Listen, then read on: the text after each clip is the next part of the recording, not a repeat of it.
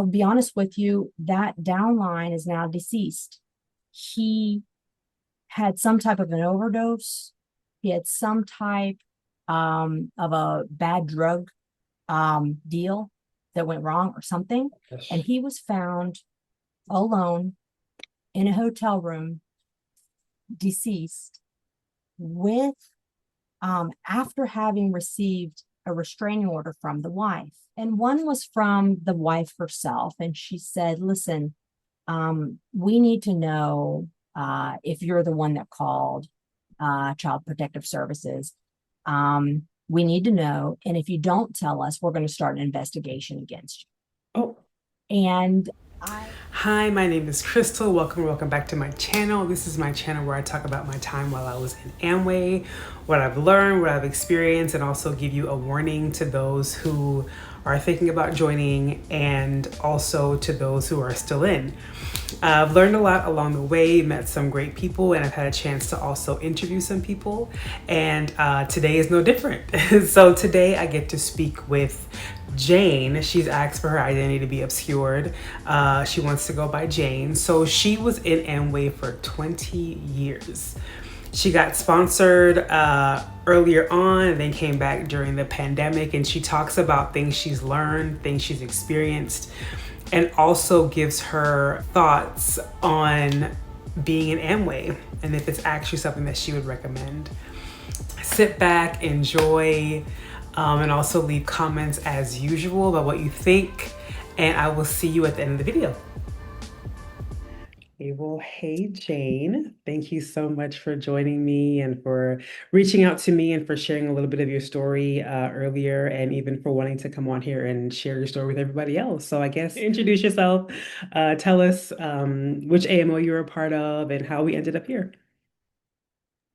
okay, yeah, well, I'll give you the shortened version, and then maybe we could talk details about anything you want to hear more about. But I'm going to go by Jane, just because I don't want to embarrass anybody that's still in business and that I'm close with, upline, downline, crossline, family, that type of thing. But I actually saw the business twice. I saw it once in my early 20s when I was just graduating college, and my boyfriend, who's my husband now at the time, my boyfriend at the time, who's my husband now, we saw the business together at the same time from the same folks. And then I saw it again right at the pandemic, so 2020, and I had taken a leave.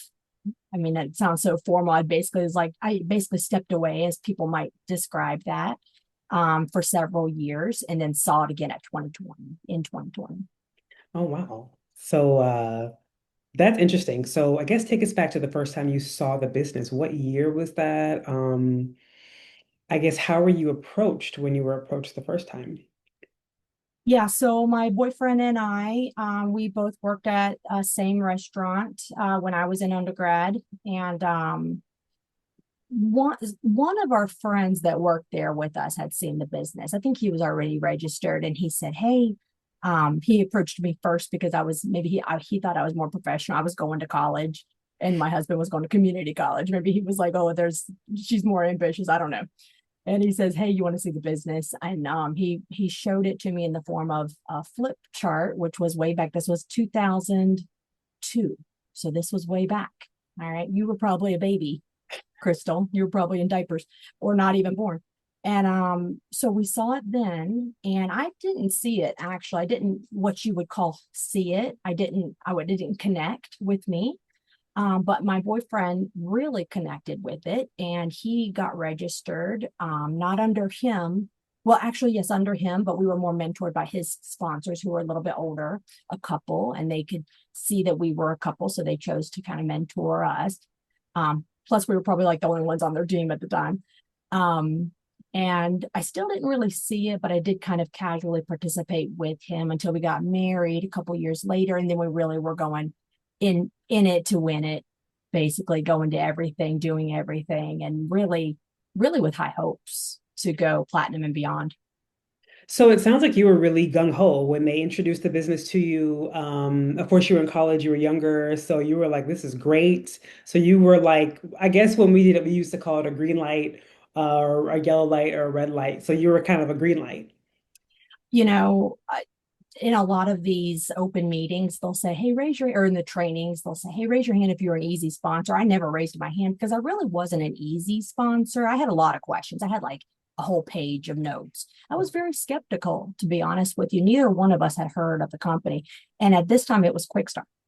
So you have to understand we got in that window that you've heard of, right? Where it was Quick Start. So it was never revealed to us, hey, this is the former Amway, or hey, this is what your folks might have heard about, or this could be a positive memory for new customers. So we never heard that. So we kind of had to figure that out along the way, that was this Amway? And if so, what is Amway? So we had no idea.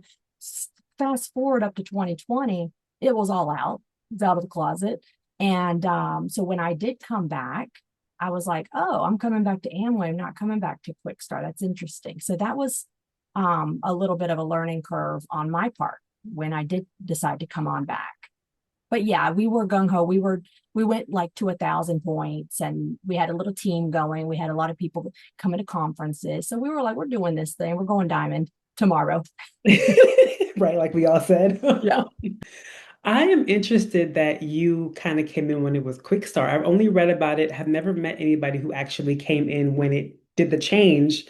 So it was never really revealed that it was previously Amway. You were always under the guise that it was Quick Start. Yeah, one thing we noticed was that the word Amway either A was a no-no or B was irrelevant. And we never had a conversation ever about it with our upline or anybody. In fact, one of the current platinums that showed the plan every like 3 weeks or whatever would also do the training, every 3 weeks or whatever. And he made a slip up. He said, you could do all this work and you could consider yourself the king of Amway. Well, a hush fell over the whole crowd of like, what, 100 people. And we all were like, huh. So we always joke about that later, like in good thought, in good, he's still in business today. He's actually got a really big business. And we joke about how, we're going to be the king of Amway one day, knowing that we might have been some of the only people in the room that kind of just saw it as tongue in cheek, but it was really a faux pas what happened that day. And he might have had a finger wagged to him later. I have no idea, but he didn't do it again. Promise you that. So from the year 2000, right? To Yeah. about when were you really like gung-ho active to where you got the 1,000 points and you sponsor some people? About how long would you say you were in? Yeah. So we got in when I graduated school, which was around '02. And then probably we worked for about 3 years, maybe or Okay. so. Um, got a lot of recognition, and we just fed on that, that was probably my weakness, being such a praise junkie. But I began to fall out of love with the amount of time that we were spending. And I said, you know what? I'm in my early 20s. I've got this degree. I've got some passion for real entrepreneurship, to be honest with you. I love starting little businesses. I've always had my own little side hustle on the side all for like almost my whole life. And so I came to my husband one day. I said, I think I just want to take a step back for a little bit, do some other things, and then let me just come on back when I'm ready to build the business with you. So that was around 3 years in. And he's like, oh, you'll sleep it off. Don't worry. But it was for real, caused quite a ripple. I promise you that. Mhm. Um, but yeah, and then he continued to kind of build it just solo for all those years while we were having children and things like that, um, until the pandemic, until 2020. Yeah. So it was about 15, 18 years or so that I was away. That is so interesting. So you stepped away and your husband remained in kind of almost like he was single, but obviously he wasn't. Yeah. And he was able to build the business up. I want to know how he felt about that because I um know that a lot of couples experienced Divorce. Definitely that Yeah. separation, but you can see couples who were together and there were you could tell that they were going at odds because maybe one person wanted to leave, one wanted to stay. So I think that the fact that you actually walked away and he was like, all right, I'm just gonna keep Yeah. going. Well, one thing was the first thing that happened after I told him that, and I probably didn't go to like my first meeting after that, or some within those couple of weeks, my sponsor, she came to town. They lived a couple hours away. She came to town, let's get coffee. And her first question to me was, are you and your husband okay? Are you doing all right? And I thought that was the weirdest question because I'm like, look, this is a business decision. It's where do I want to put my creative energies right now? I'm not having a falling out with my husband. I thought that was a little strange. We've gone strong. We'll celebrate 23 years of marriage this year, with three beautiful children. And, I never really saw it as that. But I tell you, I think the other folks, the outside of our home, probably did see it as maybe they're on the rocks. Maybe this is going to be a big blow up. And it never really was like that. I just chose not to be negative, and I actually continued to use the products the whole time. And I was a director of a small school at that during that period of hiatus. We bought the products for the school. I always used the makeups. So nothing was negative. I just said, hey, I'm a super creative person and don't hold baby down is kind of like what I thought of. And he was like, okay, whatever. I'm going to still keep going to conferences. We're going to build a team. And he did just that. He continued to build with couples. But I think people did kind of look at him a little bit like, oh, if only his wife could be here, he could be so much bigger in business. So I think that was probably the sentiment, but I'll never know for sure. I can imagine because I heard talks of that because I know there was people who there was a diamond, what was her name? She went diamond single. She's like Mm-hmm. the only single diamond. Was her name? And Yes, yeah, her.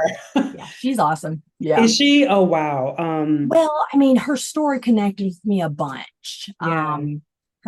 A little bit of her background. She was like a wild and crazy teenager, and so yeah, I that was definitely a CD or tape that was passed around in our time for sure. Yeah, even in, when I was in, it was like, because a lot of us were still single when we were in. So my upline platinum was like, listen to her audios because, she did it single and all this, da, da, da, da. But there was also other people who they had a spouse outside the business, and it was always like, oh, if only their spouse Yeah, came in, it would be so much better. So yeah. I just thought that was interesting that he kept going. Well, yeah, Um, and we know people that are like that. We know people whose wives would never step foot, and they're super nice. We might see them yeah. at like a potluck, but we always know they just don't want to build the business. It's funny that I'm on that side now. My husband actually hasn't been to anything since I kind of came out to him a couple of weeks ago. So I'm not quite sure, I think he's processing some things right now, of course. Uh, but I never really thought that we wouldn't be doing this thing together once I got back in at 2020. But I think that was a pivotal year for a lot of people. A lot of people kind of made some changes then, and I was one of them. Wow. So talk about the changes from 2002 to 2020 when it was clearly Amway, no longer Quick Star, and everything was online and conferences were online. How was that for you? So I had been away for quite some time. I still, honestly, to this day, refuse to do the actual math, right? So I know it's like 15 years or something like that. In that time period, I opened up with a partner, a daycare, ran that, did several other professional things with my degree and my background, things that I really enjoy doing.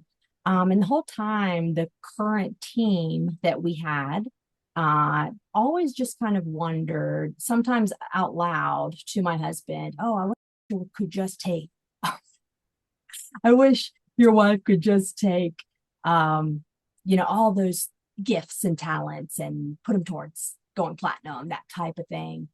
But as we were on lockdown, everything started to go online. Mm-hmm. right? So I should have bought stock in Zoom, to be honest with you. We would all be rich, right? If we Oh, had done right. that. Yep. So everything was going online. And there was a conference online. And my husband, he took our kids up to the grandparents for the weekend and said, hey, just going to be you and me, babe. Oh, by the way, I'm going to be watching the conference. I'd really like it if you watched with me. And I Yeah. was like, whatever, I was making classroom materials and I was doing laundry. And I was like, I'll sit down and watch you, no problem. Watch the conference just to kind of see what new products are out there, I guess. Again, open minded. My husband and I are very, we let each other do our own things. We don't try to control each other. Maybe that's part of our long marriage. But anyway, I got hooked in bad when that conference went on. I saw number one of the younger girls that was a cross line to us was an emerald during this time. And I was like, wow, that was amazing. Okay, this thing works. Okay. And then I saw just this very diverse and hip new generation. So Uh-huh. coming from the old days, you wore pantyhose and skirts. You didn't dare show a tattoo. Okay. And fine, I totally get corporate culture. Fine. Okay. But then fast forward, everyone's got individual like style and everyone's got interesting hair and they are showing their tattoos and the men are wearing sneakers with suits. Are you kidding me? So I was like, this thing is cool now. This thing is super cool. And you can show the plan online. We could sponsor people on Mars if we wanted to. Yeah. So I was like, this thing, let's do this thing. And I didn't really say anything to my husband. I just actually just started working. I just started doing stuff, like started getting in different products, started wondering if I could actually go maybe meet people and sponsor people. So there was a transformation where I was like, I'm finally ready. Maybe this is why I stepped away so I could mature, right? I had low self-image. I was very vulnerable back then. And I feel like now, I have some life experience. I could actually have some confidence in talking to people now. And I think that's what helped me uh, make that decision to come on back.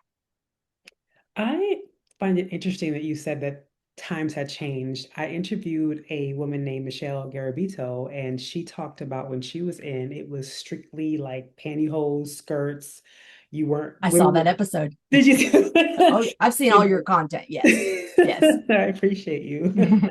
But she talked about how it was this like strict thing. Women wore skirts and dresses, and that's how it was. And she was saying that back then she was online doing stuff, and that was not what they were doing then. Fast forward to the pandemic, that's all we were doing because we couldn't go in person and do all that stuff. Um, I too got to see um a lot of diamonds and I was like, oh, there's a black couple that's a diamond. There's, all these things, single women that were diamonds. So it was definitely for me too. I mean, I didn't know what things were like back then, but for me too, I also kind of saw like caught the, what do they say? Catch the vision, catch the dream, whatever they say. Yeah. I kind of caught it too because I was like, well, you know, everybody's going diamond apparently. I need to go ahead and go out diamond too. Yeah, plus you walk into a room and it's not people in their 50s anymore. They're in their 20s and they're sharp. Yeah. They've got great suits. Everyone's professional. The ladies look uh really nice and fashionable, but no one's buttoned up tight. Everything's hang loose, especially when we started to see are definitely, paradigm breakers in a lot of ways, but they're just so young. Uh-huh. And I think part of that was seeing them at a conference, on that online conference. I was like, this thing is way different than ever before. So, I wonder what that was about. Were they trying to attract a younger demographic, you think, or it was just times are hard? I think Manny and Candace Winston, they really did this thing. They really, I think that they've had, maybe some highs and lows throughout the business, but did they qualify diamond? Yes. Do they have the house to prove it? Yes. My team who's up there, they've seen it. And they're just a really dynamic, charismatic leaders. I have a feeling, and you may agree with me, I'm not sure, but I think a lot of people in this business think that they are really doing really, really the right thing. They're really doing good work. And they have all these talents, and it does show. it does show when you can relate to a 20 something in the crowd and also relate to a PhD, as the Winstons have. So I think that they are definitely a success story for sure. And yeah, they did draw a lot of people to them. I think the pandemic itself created a vacuum, and that's how a lot of people saw a lot of growth. I did hear some stats though that kind of that elevated growth has almost been corrected, meaning, like the real people who chose to stay and do this thing have settled. But I think this type of business gains a lot of people and loses a lot of people in the same year, regardless of outside circumstances. Absolutely. So talk about your time after 2020 when you got in, you were like, let's do this. I've matured now. How did that go? I my husband and I were like, what's it gonna be like when you walk into that room for the first time and you see all these like old school, we call ourselves old schoolers. When we came in from, at Quick Star and prior to even like the cell phone, I don't even know if I had a cell phone when we started up. Maybe I did, maybe it was like a year in, but whether it was all new, it was all new. There was no social media, I promise you that. Mhm. So when we came back in, it was funny as a couple. We were like, should we just like walk in and just sit down front row and be like, what up? Or should we just like bring a bunch of guests and, just blow this thing up? And we were like, let's do that. And Yeah. so what happened was there was about maybe 6 months, maybe a year of online open meetings. Basically, you could um, show someone a plan, maybe in the form of a video, or you did Zoom with them, and then you would link them into a webinar. And it was a live webinar. We think it was a pre-record, but the recognition part, the training afterward was live. And then you would type in if you had a guest that day. So for like week after week after week after week after week, our names would come up for having the guest. And these folks that I had not laid eyes on in 15 years were like, okay, that's them again. That's them again. So they're making a comeback. So it started off slowly like that. We went back into in person, and we just started tearing this thing up. And we would have a guest every single week. We sponsored a mess of people, and we were doing everything, and we were going to all the conferences and everything. We were all in. So it was an exciting time, I would say. I was definitely getting a lot of recognition on my own because I was meeting a ton of people. I was meeting probably about 100 people a month, um, out and about, as I was trained so well to do. And so I've got so many numbers in my phone I need to delete. But yeah, so I was getting a lot of shout outs, which only fed my ego, my fragile ego, I would say. And that kept me flying really high for several years, up to about, honestly, last October. So about a year ago is when the spell broke for me. I just find it interesting how much your story kind of parallels Michelle's because she talked about that ego boost she would get, and she stayed in so much longer because her ego was getting fed. Everybody was looking for her, everybody was chanting her name, and uh, it kept her in way longer. Yeah, Than for you, her and to I, go Q12 platinum and then to tell the why behind it, that girl, she she really did it. She really did what we were trying to do so much. Her interview with you was really great. It helped me articulate some things that I had been feeling that I wasn't quite sure how to say or how to put into words.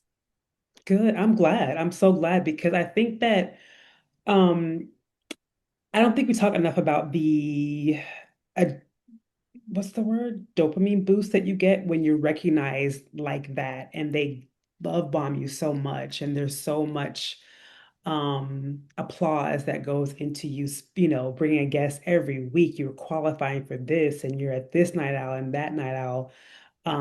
I feel like it's strategic to kind of make you stay in because you're not getting that kind of praise at work, nobody's, giving you. Yeah, they call it, what, back in our day, the old day, there was that book called Well Done, and you may have seen it and recognized one of your first year book list books, and it was Whale Done. It was how they train whales at SeaWorld, and they train them with positive reinforcement. So it's a typical psychology. I wouldn't call it tactic. I would just call it a principle. Yet that, yes, we do feed off praise. And yeah, it definitely kept me in for sure, kept me in a long, long time because of that praise. But I was doing the work as well, Yeah. right? So I was doing that enough to get the praise. Yeah. So talk a little bit about your team, the team you sponsored. How did you feel about that? You talked about at this time last year, you were like, the spell is broken. Talk about how you interacted with your team before that and even now, how you interact with them. So in the old days, in the early 2000s, it was, we described the dressing of a very conservative way and all that. Also, to the relationships were very delineated in that way. I don't have anything against, um, recommendations on how maybe males and females should interact with each other. I don't, I really agreed with these cardinal rules, as they would call them. Don't go into your downline single guy's home if you're a married woman. Okay, sure, I totally get that. Mhm. Um, and I was very much treating our business then as my husband's business. It was mostly guys, a lot of single guys, right? And sometimes their girlfriends. And basically, I let him, my husband, just kind of do all the things. And I was there along for the ride to hand out samples and promote products. And back then, that's kind of what the ladies did. They would Mhm. fill out the orders, right? Mhm. And then the men would go out and they would show the plan and they would meet people, and it was the women that would love on the team. Well, I'm pretty much an introvert, honestly, and I actually have a lot of, I would say, I probably have a lot of testosterone, and I didn't really connect with that, to be honest with you. I didn't really want to love on all my team because I'm more like just handle your business behind closed doors and get with me if you need a sample. So I agreed and we did it that way. But once I came back and I was the one meeting the most of the people, and the guys I would volley over to my husband and he would show them the plan, and the ladies I would show them the plan. So we still kind of kept with that. But I kind of felt like my team was more my own and I had more to say. Maybe in this second go round, there were more couples, more married couples. And so I had more in common probably with that second gen than the first. Some of those men who had just subsequently gotten married are still there with their wives, and then I could connect with their wives.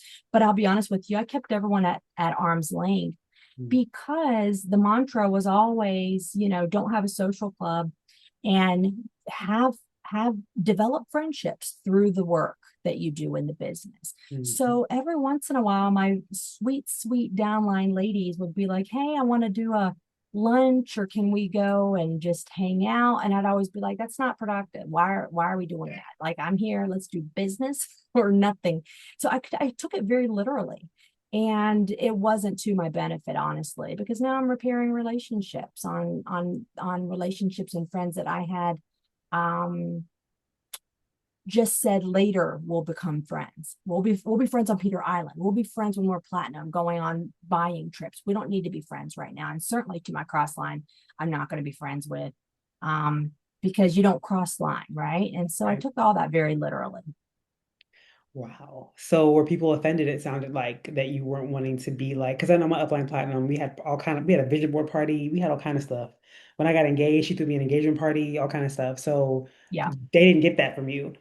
Well, they did. And I would go through the motions, and we did the baby showers and we did all of that. And we laughed together and we cried together, of course, when life would happen. But when it came time for us just to spend time, just to come up and, hang out with them and their children, for example, I was always like, no, we need to go meet our Hmm. goal for the day, Hmm. and then we need to save our money so that we can get to the next thing. And we'll be friends with them uh, at when we see them on our Zoom calls, and we'll sit together at the conferences. But then we got work to do. Let's not waste time going to the mall. So I really saw it very much like almost like a militaristic style. I don't know if I took it too far or if that's really what they taught. I have a feeling though it's somewhere in the middle.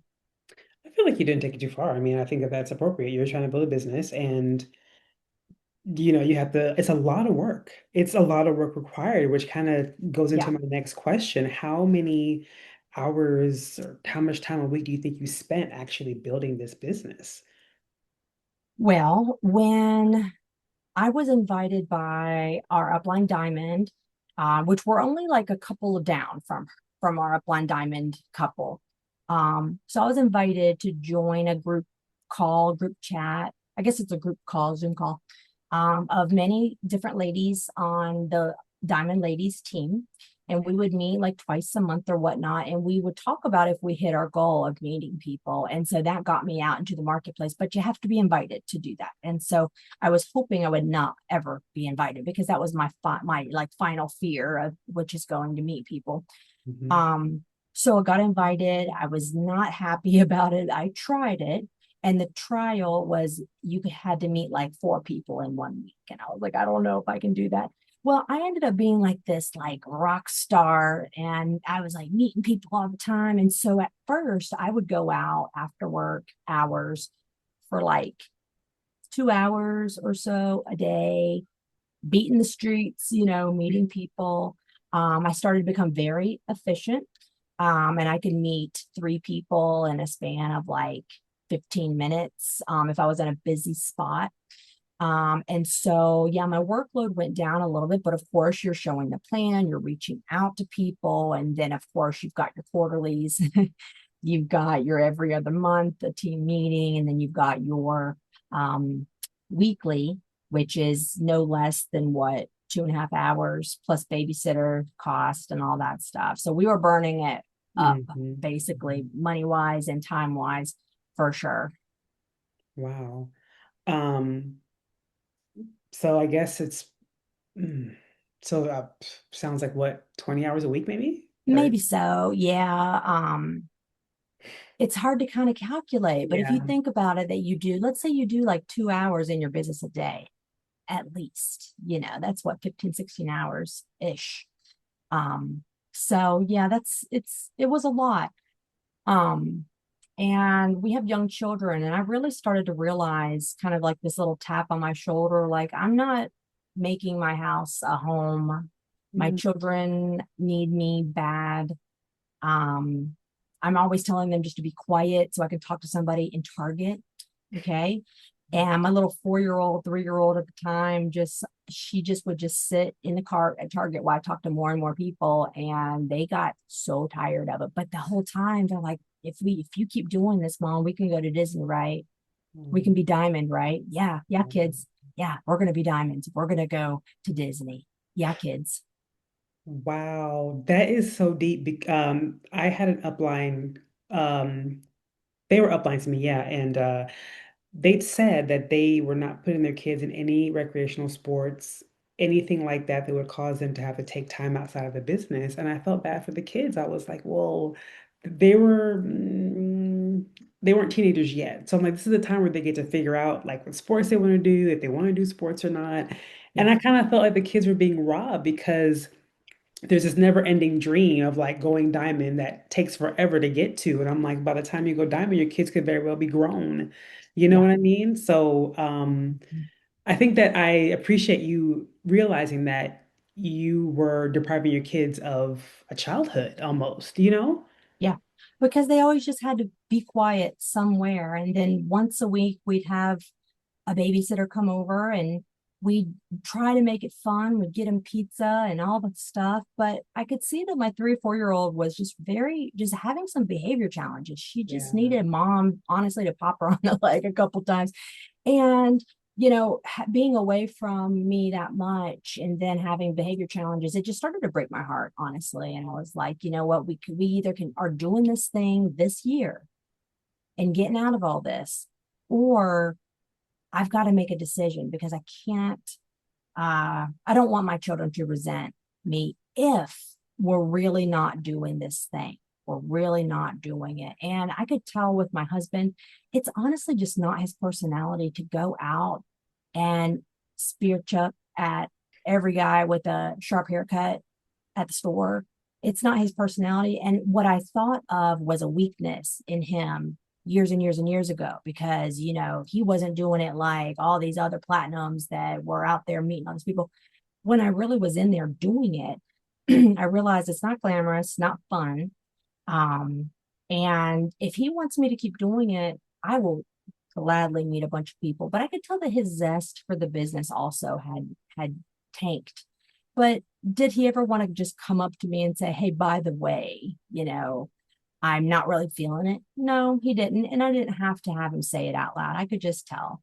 And so for me to walk away last October, really wasn't a big deal because it wasn't like I was abandoning, this huge calendar of work that we had to get through. Were there some people on our team left? Yes.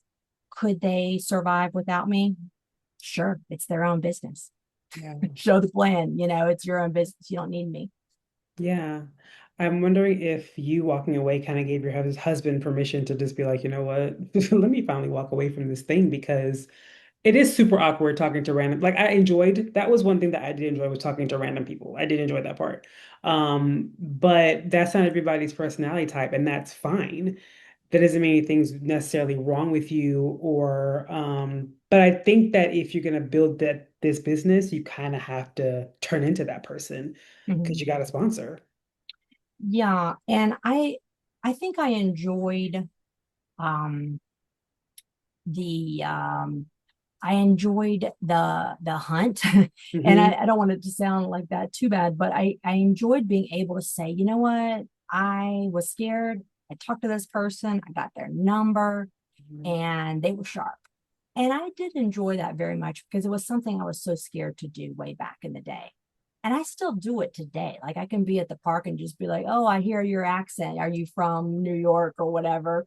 And I just enjoy being able to talk to people without the pressure of, and now I'm about to bring up business. Well, I'm about to And I jump hope you don't go look online, in. that type of thing.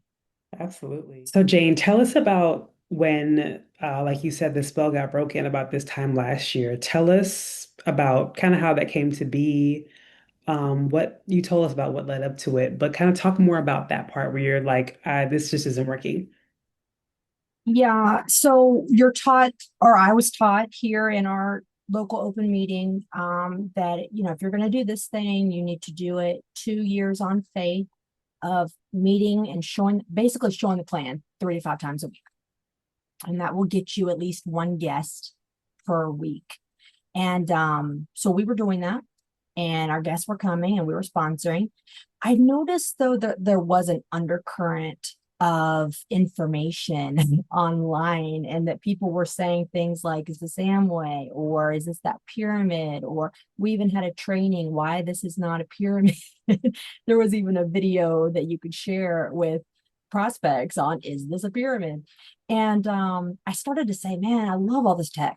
I love all the stuff that we can do at the, I don't, I look, I work 100% online from home. I love it. I wouldn't give that up for the world. So I love that. But I said there was also this, I knew that there was also this undercurrent of people not believing what we said, right? Or even having disdain for what we said, right? And what we were trying to accomplish. So I knew we were kind of swimming upline or upstream. We were swimming upstream. And when I realized that, and then also there were some changes in the plan, there were some changes in the compensation plan where we went from show the plan, show and go, sponsor as many people as you can, sponsor, you know, we figured it out that, if you're going to go Ruby and Diamond, you need to have at least like 41 people sponsored over the lifetime. Maybe not 41 people personal to you at any one time, but on average, Hmm. we looked at some of these up and coming rubies going emerald, going diamond, and we just started to say, hey, we got to sponsor like 41 people. Well, we had already sponsored like 20 some people in our lifetime of business. So we're like, no problem. But we also started to see that, again, it was a tough current to swim through, but at the same time too, when my husband didn't really have the appetite to match what I thought we needed, what we were taught you needed to do, he didn't have the zest. He didn't wake up every day saying, "I'm gonna show the plan today." And at first I didn't quite relate because I was like, hey, we've been motivated. We've been told we can go to Disney, we can do all these things, we can travel with all the Diamonds kids, which is kind of what our age is, right? So we're the age of the Diamonds kids. who are all becoming, platinums and diamonds right now. So we were part of the second generation. We were old school, so we knew the core, but then we were a new school because we were back in business. So, we it was a very much personal decision for me, very quiet stepping back. And we went out to eat, my husband and I, one night, and I just said, look, um, we know what it takes to go platinum. I've met probably 600 people since we last checked in. All right, I could do this thing. When you are ready for me to meet some more people, just let me know and I will go right back out there and do that. And in the meantime, I'm going to step back a little bit. He's like, I've heard this before. Step back a little bit and I'm going to do some other stuff. Okay. And he was like, you know what? No problem. You are totally cool. I think my husband also knows the secret to a long marriage, which is don't push. Don't push too hard, right? And he was like, look, in the grand scheme of things, who cares? And so we ended up just having I stayed at home more and I was at home, when the kids would normally have their babysitter. And I was like, this is just so sweet.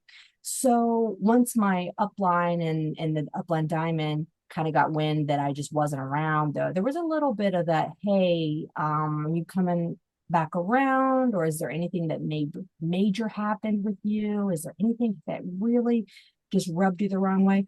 And I'll be honest with you, Crystal, I have learned so much about this type of business since even I saw your first video, that it makes this so much bigger. But in that small period that I just stepped away, it was really just as simple as let me not spin my wheels. Let me give my husband 600 people to go through and let me just go do some other things and I'll come on back. So it was that simple.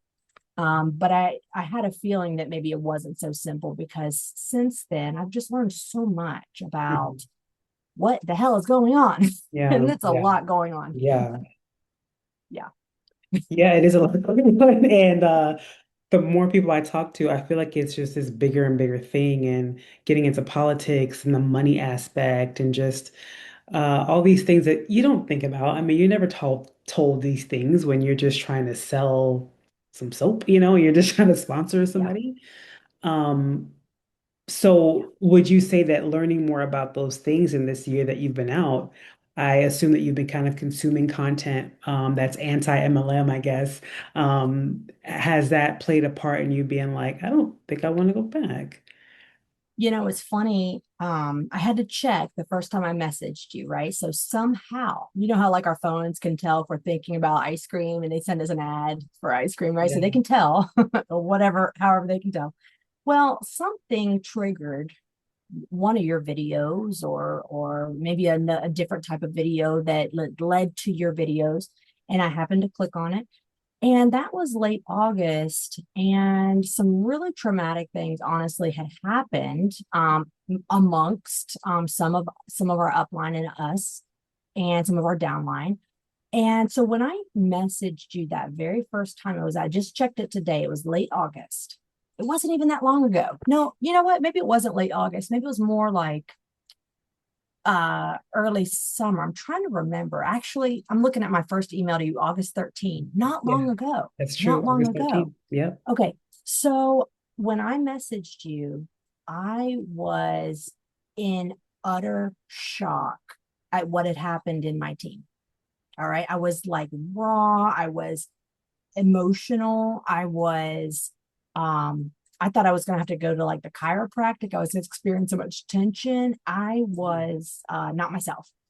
And I experienced all this trauma. I'm happy to go into a little bit, because I think it does matter, some of this stuff that has happened, because I think it's indicative of the symptoms and the disease that has been festering in not only this company and its affiliates, but maybe the wider industry, right? But when I messaged you, then I was kind of trying to make sense out of this a very emotional thing that had happened. Then as I was like kind of disappointed, I was like, "Can you talk today?" And you were like, "Actually, I've got a job, I have a life." So we scheduled, right, to have a little meet and greet, right, like 2 weeks later, whatever. And so I was like, "Okay, I'm just gonna relax a little bit." And I started to, Wow. as you described, continuing to see more videos out there. Here's where I do I do appreciate the algorithm because it helped me find more content that I Yeah. needed to know about the financial structure of what an MLM is, the history of Amway in particular, and their ties to politics, the regulation in general about maybe businesses or other organizations and how regulated or unregulated they may be on Capitol Hill. Okay, Hmm. so I had this evolution since talking to you that very first time, or emailing you, and then having the little meet and greet with you just to kind of see if this is a good fit. And then there was even a period of time, right? So we waited, what, a week, maybe a week and a half until we Yeah. could schedule this. And Hmm. I continued to just unpeel layer after layer after layer. And I started to see, even up to today, that this thing may be way more nefarious than I just thought, that maybe I lost some money, which Yeah. I lost way too much money. But maybe it goes even deeper than that. And maybe it's just something, instead of me just wanting to stay away from it, maybe I need to recognize this thing for what it is.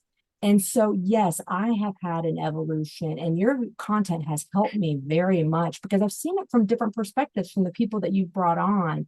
The gal that went Q12 platinum, that was a Yeah. big one because that's something so many of us don't see, right? So we Mhm. don't understand the money, the $20,000 check that she cashed that then she's got to go put back. That was nuts. But I could relate it to the fact that we were spending about $1,000 in product to make a $350 check, to say that we made $350 this week in front of our open meeting, and then get our ego inflated because we were doing this thing. And so that's the scales started to fall, Mm. really, from some of those very first videos up till, I'm sure I'm not even done learning today, for sure. Yeah, I remember seeing your email. You're like, "Can you talk tonight?" And I felt bad 'cause I didn't see till the next day, and I You're was like, like, I'm "I'm on the sorry. edge. Oh, I don't know what's happening. I'm sorry." Yeah. But you kind of shared a little bit about the traumatic experience. Do you want to discuss that and what kind of made you kind of be like, "I need to talk to somebody now"? I know, right? Because you know what? When things happen, I think with someone, maybe with my personality, maybe in general, I don't know how good these other IBOs are. I felt like I was a perfect IBO soldier and I followed all the rules. Hmm. Um, but yes, I was so shaky and unsure about talking to you about some of these experiences because I thought I was just coming from a scorned perspective. I didn't make all the money I wanted to make, and now I'm mad. Yeah. I realized it wasn't that. I realized that this could very well be a high control group with cult Mm. tactics. And I said, that couldn't be. I've been in this thing forever. I'm a good person. My downline are good people. I'm good friends with my sponsor. These people aren't in a cult. However, as I started to read more about what is that, how do you define a cult, what do cults do, then I started to realize actually what I've experienced, what I've observed, is not only harmful, but it possibly is continuing to perpetuate in different situations because it's a high control cult. Well, why would it be a high control cult? Well, the actual system of an MLM, specifically this one, which is the behemoth, the original, right? Um, because it's designed this way, it only functions under a high control methodology, in my opinion, and from what I'm starting to see. And I read, or I watched a lot of content from Mr. Fitzpatrick. He wrote the book Ponzinomics, and I Uh-huh. was like, what is this old guy going to tell me? He is so learned, he's so versed in um, Mm. MLMs and how they may relate to high control groups. So it started, the pieces started to fall together for me, and I started to realize I wasn't just having an emotional response, that I was reaching out to you like just a friend that can hear me. I was actually responding normally to something that is crazy, that Yeah, is nuts. yeah, yeah. So what had happened was, if I can just briefly describe for you, we've had a particular downline since like he was in college, and he went to school with my husband, and they just have gone back forever and ever. And they've just, they're like two peas on pod. Well, he became very, he did not have a lot of, I guess you would say, accountability in his life. And he wound up on the wrong side of the law when it comes to like drinking and driving and just other things that you just got to get cleaned up in your life, right? And so we bailed him out of a couple of situations here or there, but we began to tire of it, to be honest with you. We're like, look, get your life together. He got married, and we were so happy that he got married. And they were tearing this business up, especially when I was away. They were the superstars when we were kind of absent, or when I was absent. And I was a little bit like, oh, I wish I was up there on stage with them. But you know what? They're this power couple. They're going to do this thing no matter what. And it's really kind of cool seeing them, rise rise up in front of this open meeting. Well, he continued to have a lot of substance abuse problems, right? Not hating on anybody. It happens to every family out, well, many families out there, many communities out there have been touched by substance abuse. Well, there was a period of time where I was being I was given information from the wife of, hey, things aren't right. We're fighting a lot at home, or he's still drinking, or I think he's using, that type of stuff. And of course, I'm not a therapist, but I can't help that much. But what am I gonna do? I'll pray for you. And I'll see if my husband can spend some time with you, and maybe we'll see if this can maybe just kind of start to die down a little bit. My husband helped him get some really great employment in the area, and we thought that they were going to be really stable. Well, there was a point in time where the wife shared to me that he actually had threatened to do something very egregious, very, very egregious, something you can't walk away from. And she told me this on the way to a conference. Well, I was so shocked that she told me this terrible threat that he had made to her and her children, that I did the only thing that I knew that I should do, which is I went straight to my upline, went straight to my sponsor. I said, this is a code red. This threat has been made. I don't think she's safe, honestly. Maybe she needs to get a restraining order and stuff. We didn't sign up, honestly, to help people through this type of thing, but we would have, and we did what we could have. My husband understood what had happened to, because he told him face to face, hey, yeah, I threatened this because I'm so mad. And he was just unhinged. He was just unhinged. And we said, we've got to go upline with this because we don't know where else to go. Well, upline went upline, and we have another upline that also went. And so many people were aware of this terrible situation, that she was possibly unsafe at home. At some point, Child Protective Services shows up at their house, right? So someone in our upline realized this is not safe, and we're going to see if they can get a check-in, right? Or whatever it is that they do. So, okay, well, we didn't know that this was going on, but apparently this appointment happened. And this appointment happened, I mentioned, in October 2024. I stepped away, the magic had gone, but this was going on in the springtime of that same year, so much earlier. Well, apparently this appointment happened, and I guess they did a welfare check or whatever it was. Well, I got two messages within about a week, apparently, of this happening. And one was from the wife herself, and she said, listen, we need to know if you're the one that called Child Protective Services. We need to know, and if you don't tell us, we're going to start an investigation against you. Oh. And I honestly, I never even responded to it. Came in the app. Okay. It came in the app. It wasn't even a phone call. It wasn't even, hey, can I talk to you face to face? It just came through the app, the business app.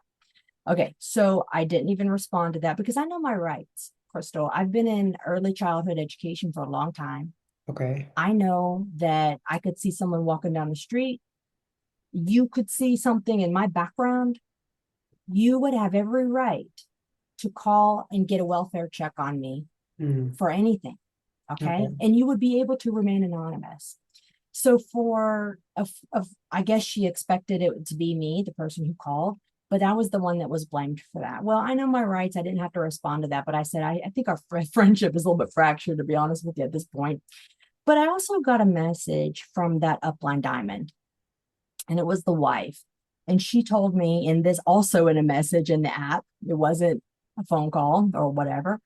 And it certainly wasn't face to face. And she said, listen, um, I have reason to believe that you're the one that caused this problem, the cause of the CPS coming out.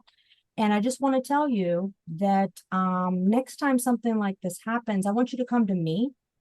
You don't go to the county, the state, you don't go to your local police, you come to me. And Crystal, again, I know my rights. And you don't tell people that.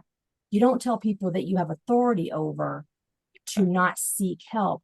One thing I noticed from Fitzpatrick in his talks about cult-like mentality is that one part of a cult is that they don't seek medicine.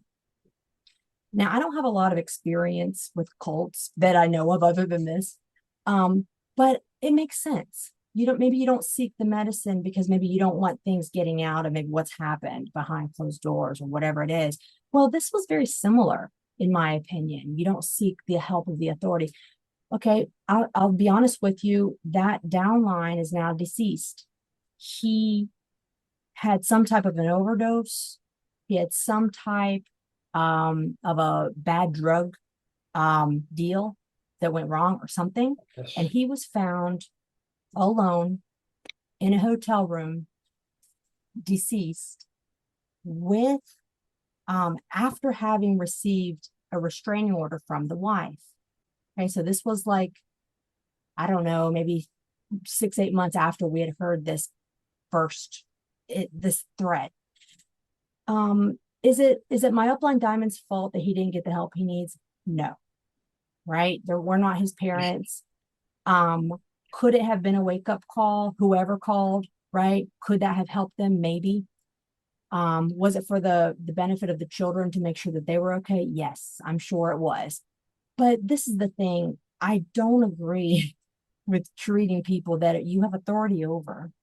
Okay, even if it's willing authority, right? Nothing I've done in business has been against my will, of course. But I kind of broke up emotionally with that friendship of my upline diamond, who I'd been performing for so long, going and meeting 100 people a month, and just making this thing my life because I just needed her, her pat on the back. She was the one that was going to show me the way to get financial freedom. And I realized, even though I'm going to stay in because I just have to meet people for our own business and who cares about our friendship, it something in our friendship just completely withered at that point. And I never acknowledged the message. I never even opened the message. I was able to open it on my husband's phone. And we looked at it. We even considered quitting and just responding back and maybe quitting under them and maybe going under somebody else. And we thought we could do that if we really had to, because they just don't know what they're talking about, to be honest with you. We just don't know. They don't know. They're above their pay grade, even though they're diamonds. They're talking about above their pay grade. So that kind of settled a little bit. And I just chose to just never talk to her about that until maybe we were in Diamond Club together. And I could finally tell her, yo, you can't treat people like that. But then I was kind of dead to that. And then I just kind of saw that the zest that my husband had once had was just gone. I was like, you know what? I don't think it's going to be skin off anyone's back if I just kind of fade into the background at this point. However, when he did die, and I heard a video today, a video of another content creator who said, you know what, there's maybe something very dark going on in these MLMs, and maybe people are encouraging people not to get help that they need or not to get resources. Maybe that is a symptom of a much larger problem. And it just sickened me, honestly. I just felt sick to my stomach listening to that today. So it kind of comes full circle, and I'm realizing that what I thought was just an emotional response of what I was having after the funeral and after everything that had happened, that maybe actually I'm onto something, and this is actually the right thing to do, to step back. Absolutely. I think it is so dangerous the amount of power and authority these diamonds and uplines have because I've heard of folks dropping out of school because their upline said so. I've heard of folks not buying houses or buying houses because their upline said so. I've heard of people separating because their upline said so or not said so. That's heavy power to have. You're altering someone's destiny because you feel like you're a diamond and you can tell them what to do. I'll never forget an audio I heard when I was still in, I don't even know the guy's name anymore, but he talked about how one morning he woke up and he couldn't wake his wife up. He was trying and trying and trying, couldn't wake her up. And he called his upline to come in the room. And I was in my head, I'm like, why did you not call the police or the ambulance? She could have been dead for all you know, but you decide to call your upline, which I thought was crazy. I thought was wild if my spouse was unresponsive for some reason.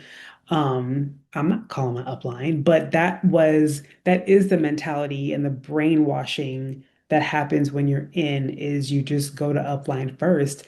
And it's sad to hear that he's no longer with us because he had a serious problem and he needed to probably go to rehab and stay in rehab for a while until he was able to actually get healed of that. But I find it really crazy. Like you said, it was crazy that she messaged you, not even a phone call conversation in person, but told you to go to her. Who are you? Yeah. And it's interesting. I felt like number one, I'd been threatened with an investigation. I mean, come on, who does that? I mean, Yeah. seriously, you got to like be so stupid to do that because the law is pretty transparent, but um, you could be anonymous on all this. But either way, I really thought I might hear from my diamond lady and say, hey, I understand this guy's been in your business for 20 years. He grew up with your husband. I'm so sorry for your loss. I didn't hear a word from her. And she doesn't owe me anything, but it just kind of shows that, yeah, she was like front and center at that funeral. She was there. Everybody saw, everyone knows when there's a diamond in the room. Um, but you can't message one of your downline who kind of um helped bring him up. They say, so to speak, you're like his Amway mom or whatever. Yeah. Which is really cold, really cold. And it just showed me like these people either they don't understand how deep they're in, or she's been given this title of diamond and she just doesn't know what the hell she's doing. Like, I don't know which one it is. I think it's the latter. They don't even know what they're doing. They're just Yeah, everything's made up. Like they're making everything up and they're making up even more rules as they go. It's a scam. It's all just a scam. Everything's made up and she doesn't know what she's doing. Because if she knew what she was doing, she wouldn't say that to you. correct. She would say, you know what, let's get somebody that is a professional involved because clearly these people have a problem Yeah. in my head. And Anyway. I shudder to think even what she told the wife, because maybe she was just like, you know what, it's all going to work out, or hey, just come to another meeting. Or maybe I have no idea what they talked about, because she was kind of her pet when I was away. So I know they got close, and I think that that's great, but I don't know if she gave her good counsel. Now, could that wife have prevented her husband's overdose or whatever it might have been? Sure. No, I'm sure she could not have prevented that. Were there smoking red flags that maybe could not have been sequestered or kept secret? Sure. And I'm very skeptical of organizations that keep things secret. Again, I've been in early childhood. You don't keep secrets, Yeah. right? You don't teach a child, this is our secret. And so when it happens in the adult world, I'm very my the hairs on the back of my neck stand up when things like that go down. So while I still was like, you know what, I'm still just going to build this thing for us, not for her accolades anymore. I'm just going to build this thing for us. I still knew we were swimming upstream and people were looking online and telling us this was a scam and things like that. And we just weren't making any money. Yeah. So I guess we can go into my next question. Do you think that this business is attainable? Do you think that um I know you can reach diamond. Do you think that it's something that you still want to do? Do you think you'll get there if you do want to keep going? I mean, I know you said that the spell is broken, but talk a little bit about that. Well, when we met that very first time, just to kind of see what I was all about, I had told you that nothing I did in this business was under coercion. Everything I did was what I chose to do. But Hmm. I've been led really astray. And my sponsor, um, I have a feeling that you're watching this one day, sponsor. And I just wish that when you were talking to that 22-year-old twerp fresh out of college, that maybe you could have said, you know what, join this business if you want, but are you saving any money? Can you put $100 away from your paycheck? Can you do something to build? But you know what we were taught from stage? You can't save your way to wealth. Mm. So it taught us, and also too, it taught us not to save, or at least if we interpreted it wrong, it taught us that saving was not the answer. It also taught us to not give a crap about your professional career because you weren't going to be there in 2 years. So I really had to learn how to interact in my career and not be flippant and not be like, who cares about this? Who cares about what I just did? Yeah. And really care about what I was doing. And so I wasted a lot of time and I wasted a lot of money that unless I can just imagine, and I think this is the case, that my sponsor must just be still under the spell because listen, she's over 60 years old. Wow. She I really hope, I'm praying that she's got some savings, but all signs are not pointing towards that. And I just wish, if not for myself, look, I'm working double time, and I am like my husband and I, we are like focused on looking at retirement and all that stuff.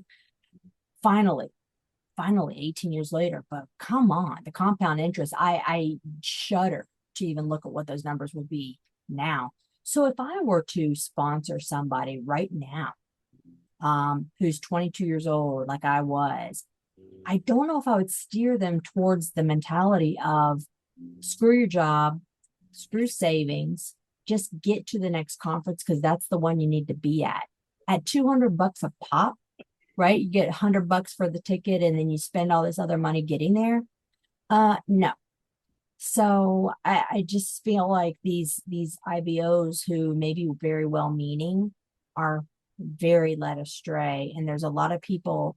You had the girl on your show named Sarah, and she has her own channel. Yeah. Well, she said something. She's like, "What could I have done with that $18,000 if I'd had that?" Yeah. Right? If I just saved that or put it in an account or put it in the stock market, what could I have done? And she's finishing her degree apparently now and all this Yeah. stuff. Yeah. And it's just when they say you lose your 20s, it's so prevalent. It's epidemic Mm. of these people losing their 20s. And those are the people I was out there meeting. Clean cut guys and girls, fresh out of college or still in college, trying to get them in my business. And we were taught that. I mean, to, kind of get in that age range and Mhm. well, so if you could describe your time, so far in Amway and LTD with one word, what would that one word be and why? I thought about that. It's wasted. That is the first time I've heard anybody say that. Oh, really? I thought it'd be like Wow. your number one comment or whatever. Wow. Wasted. Look, we have a jar, in our foyer or whatever. We just put change in there. We've got more money in that over a period of just dropping dollar bills in there than we ever had saved as IBOs. Wow. Look, the older I get, Crystal, the more I realize there's things we're going to regret. There's things we're going to grow from. There's things we're going to realize were mistakes. There's good look. I've got a terrible tattoo from the 90s. Okay. I have to live with that every day of my life. Right. My kids have to remind me of it. Right. So there's things that we've done in our life that we can't get back. And this is one of those. And so again, instead of this being this emotional, like, outlet that I just need someone to listen to me, it's more I've matured in these last couple of weeks and realized that actually this can help. Your channel is helping people say, you know what, maybe I'm going to proceed with caution here. You know what, maybe my husband's looking at this, my boyfriend's looking at this, maybe we can just go slow and see if this is really what we actually want to do, especially when it comes to those P&L statements that a lot of these other YouTubers are talking about, your profit loss, how much have you put in? And then why is it based on hope? Why is your success just around the corner, right? I could have just got a job at Chick-fil-A. Not that I would have wanted to do that. Yeah. Not that I wanted to do that.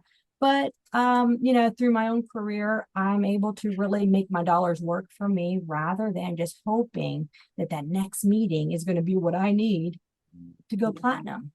Wow.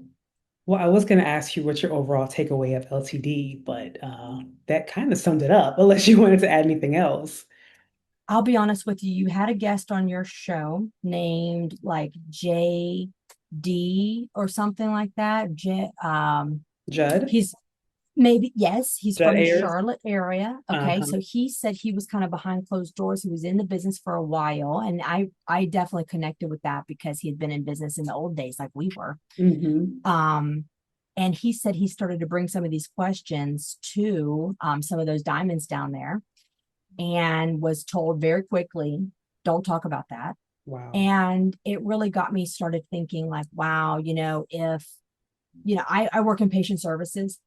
And so I have to understand the law when it comes to, say, pharmaceutical research. I have to understand the standards when it comes to publishing, publishing research, publishing stats, and then maybe what is the CDC? How does the CDC maybe interpret the research and have their recommendations? So I have had to learn a lot about that vector.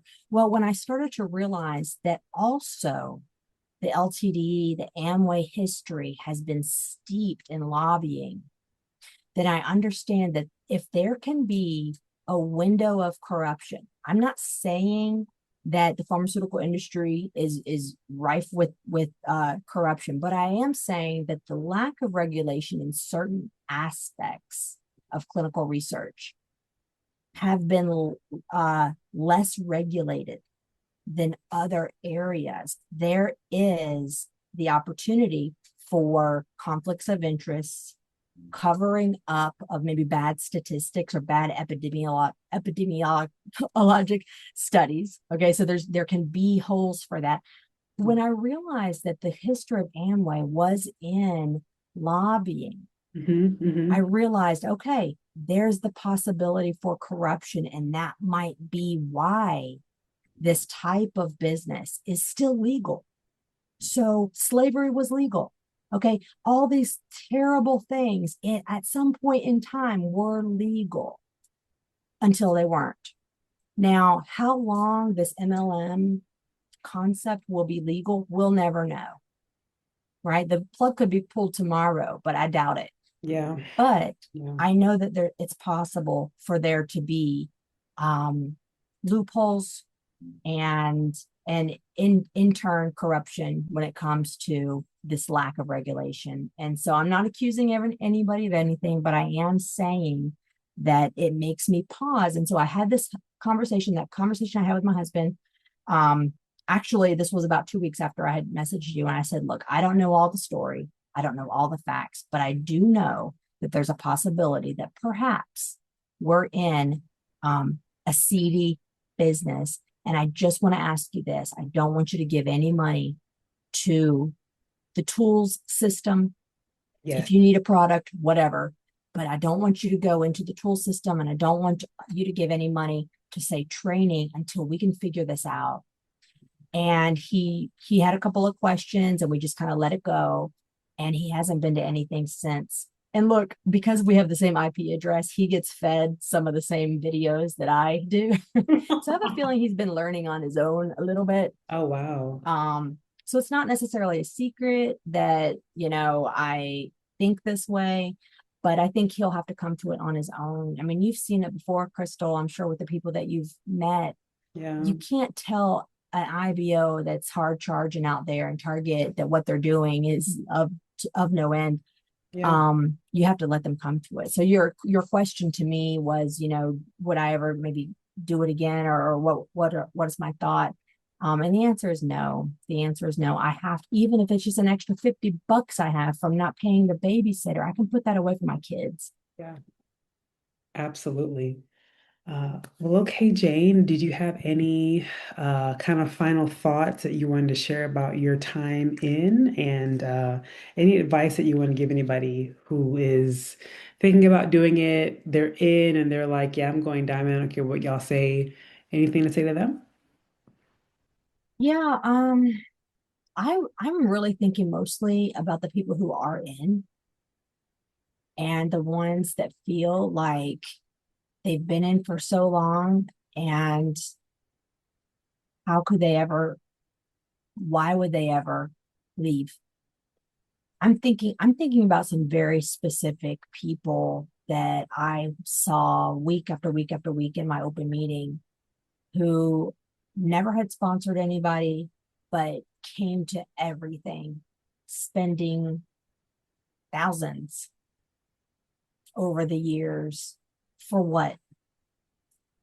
And I don't know the psychology behind it, why we stay so long. I don't really know what it is that make people do what they do, but I do know that, if you're really seeing yourself as an entrepreneur, as someone who thinks outside the box, you've got to have had that cross your mind. What could I be doing else with my time? And, I think a lot of it, maybe now that I'm thinking about this, maybe it is the emotional piece where they say, you're tied to people through these heartstrings and you do life with them. And they're with you through thick and thin. And they do witness what's going on in your life. Yes. Um, did I see that? No. Did I see my upline going to bat for me? No way. Absolutely. It was the opposite. But I do feel for these other people who desperately want to have these dreams realized. And they think that it's by sitting in these open meetings, getting fat Mhm. over and over and over, week after week after week. And it's just sad. It's really sad. Look, I had to look like a real jerk to leave. I really did. People now probably all over again think I'm a total jerk for leaving my husband to do the business on his own and to stop associating with these people that have our back. And they probably think I'm a real jerk. But I had to just say, you know what, maybe that's the beauty of growing older. You think less of what people think about you, and maybe that was what gave me the strength to say bye. Um, but I do hope that for some of these folks that are just kind of hoping on to hope that maybe one day, one year, things will change, knowing in the back of their mind it's not changing. So they might not be like highly controlled necessarily, but they're wasting a ton of money and they have nothing to show for it. They're not getting paid anything. They have no downline, but they're spending the same amount of money I would have spent at a conference, same amount of gas, the same risk of driving 8 hours to what, Louisville, Kentucky. I mean, come on. In the age of Zoom, that's stupid. Yeah. That's crazy. It is. I remember one of my upline platinums, we had a local meeting, but for me, it was maybe an hour away.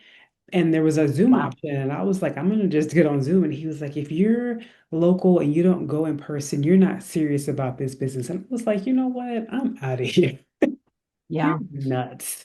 Look, one night we were coming back from some late night thing and we my husband got sleepy at the wheel. We crashed our car.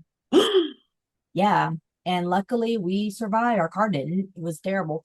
Oh my But gosh, I'm that sorry to was hear that that. was kind of considered like a collateral damage of, you're out there burning up the miles. And we didn't get any pats on the back for crashing our car, but it certainly wasn't like, can you please just stop the presses, and can we just not, you know, build your business maybe at a distance right now? Can you just maybe stick to local? That never would have been said.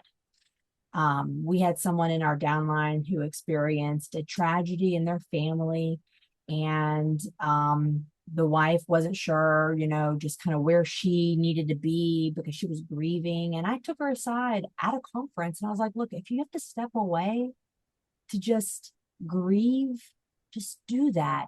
And that was a no no. That was a big no no to say that to her. So I realized that me and my free thinking wasn't really appreciated.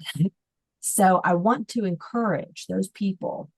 I think the people who are seeing this business for the first time, I think the people who are out and about being contacted by people, I think they already know. I really do think that there's been enough out there, thank goodness, Hmm. now with all the awesome content creators out there, that are shedding light to this problem from the financial standpoint, the emotional standpoint, from just the black and white numbers that we're looking at. I think that they're blowing those doors wide open. But I think it's the people that have been in for 5 years, Yeah. 10 years, Hmm. that really just need that tap on their shoulder to say, it's okay. It's all right to go do something else. It's okay to not show up at a conference. um it's okay to not show up to an open meeting, because I've heard you say this on your channel, Crystal, you don't need motivation to sell mascara. You just know if someone wants mascara and they want to buy it from you, they're going to buy it from you. You don't need to go all these miles away to Louisville, Kentucky. You're based in Texas, I think. You don't need to take a bus. I met these people from Houston and Dallas. I would meet them at our conferences and I'd be like, dude, how long was that? And it'd be like I don't know, like an 18-hour drive or something like that. It was something crazy. And then the people from Canada, those days are gone. Those days are gone where we have to say that that's the way we have to build our business. I just want people to wake up. And again, as you know, if you're steeped in it, it's less likely that you're going to just wake up one day. Um, I think it takes a little bit of someone from the outside saying, hey, I've been there, and you don't have to live like this, you don't have to be like this, you don't have to think like this. So if you're chipping away at that little by little by all your interviews, I think what you're doing is really awesome. I'm sure you have a job. I'm sure you have a life, but this is really, I think, very helpful. Thank you so much. Anything else you wanted to share with us? I made a couple of notes. I think we hit everything that I wanted to really talk about, honestly.